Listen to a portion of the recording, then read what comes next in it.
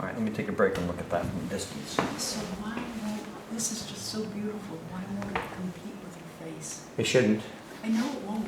I know that you know what you're Yeah. going to. I don't know if I can really explain it, although I'm not giving it so much information that's going to take you away from there, but when you do get your eye in that area, there should be something there to see. And there's lots of paint. Yeah, I mean, if you saw what I put on there, paint-wise, I mean, I loaded my palette with a whole pile of paint, and I got rid of almost all of it. Yeah. But again, now when you start looking at it, I think these things are starting to get some character to them. They look individual, and now you see knots and whatever, because I know that you know, these are logs.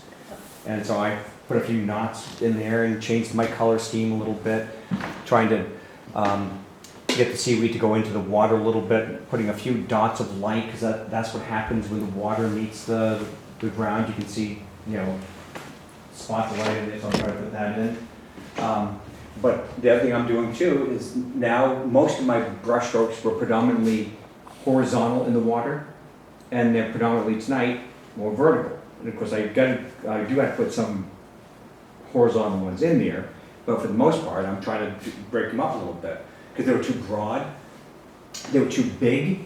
Some of these brush strokes are so big that they were competing with their face. I want them, they have to go, this stuff here has to go behind her, therefore the brush stroke should be smaller than the brush strokes in her face. And so that's what I'm doing in there now. I'm breaking those up and creating smaller and smaller bits of information to make her look broader and come out further. And the other thing I'm doing too is I'm also trying to soften some of my transitions, like even in the rocks here, I don't want any line here to compete with that line there or that line there. And so I'm going in there and dragging my brush between the light and dark, so it just sort of feathers it. I'm not physically feathering it, but I'm putting a brush stroke in there of a different color that blends in. It's a little bit darker than the light and a little bit lighter than the dark. And so I'll put a brush stroke in, like right here, and that'll take care of both things at the same time. And so those are the things that I'm doing. And again, just like you see me do all the time, I'm bouncing all over the place because I'm sort of reacting to what I'm reacting to. And I'm sort of painting. Obviously, you don't have a whole lot of time to sit there. When you look at how quickly I'm painting, you can tell that I'm not sitting there over-analyzing anything, although my brain is going a mile a minute. But that's allowing me to cover a ton of space in a very short amount of time. Because I basically put a layer of paint over that entire background already, and it's only been, is that the right time? It's only been what, 40 minutes or whatever, I don't know what it is. But that's, you know, that's sort of the way I'm going at it. But again, when you look at the surface now, when you get up close to it, it has some interest to it, texturally and color-wise. And I really did break up. I've been breaking up a lot of the stuff. Some of it you may know exactly what it is, some of it you won't. But guess what? I guarantee it, you're not going to sit there and go, huh, is that supposed to be seaweed or is it supposed to be rock? No one's going to really care. They're going to wonder what she's thinking. The other stuff has to be supporting. And that's the reason why you just need to just let it go and make the painting work on its own level. And I'm also going in, as I'm working around her hair, you'll notice that I'm trying to bring some of this stuff in because I'm starting to make it look like her hair is a little bit frizzy back there. And so this is where you can paint the hair by not painting the hair. And so that's the reason why it was relatively solid. Her hair was pretty solid. I didn't have strands out there because I knew it was going to go back into the water. So there's no point putting those little strands out there and having to work around those. You know, at some point I can go back in when this is a little bit drier and then go back into her hair and pull individual strands out that are going to be over the top of what I just did. But the things that I'm doing here, like when I'm doing this, that stuff is softer and it can look like strands of hair that are around her a little bit. If that makes any sense.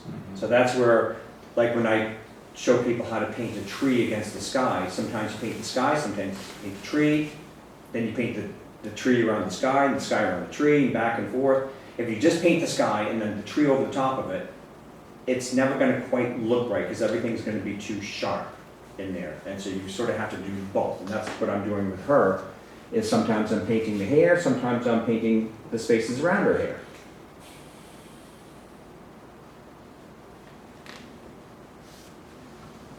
And even when I went in and repainted the sky underneath the pilings there, I didn't change the color that much. But what I did do is I applied 3 times the amount of paint that was there before, which you wouldn't know from back there, but when you stick your nose on it, now I've gotten rid of the texture of the canvas, which is what I'm trying to do. I'm trying to get rid of as much of that texture of the canvas as I can to make the painting look like it's got some solidity to it, and not like it was all done in one pass. And the sky now goes back. Yeah, and I'm still playing around with the color. You know, I could warm it up a little bit. It's okay for right now. I'll live with it for a little bit, but we'll see.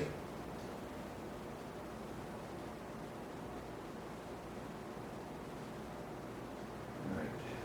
I think I'm gonna attack next. I can find out what bugs me about it.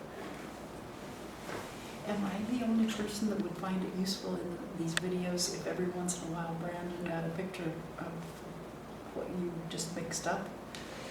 Maybe. I mean, I don't know. I mean, it's such a. It's really hard. Yeah, I mean, it's such He's a. moving back and forth so fast. It's, I just mean once, just even when Oh, he's just take a shot of the palette, you Just mean? take a Oh, shot, sure. Oh, yeah. a shot of the palette. Yeah, I mean, because it's right now, it's a bit of a mess. I mean, when you look at it, I mean, there's a lot. But it shows what you've done. Yeah, I mean, I've used a lot, you know, Yes. a lot of paint.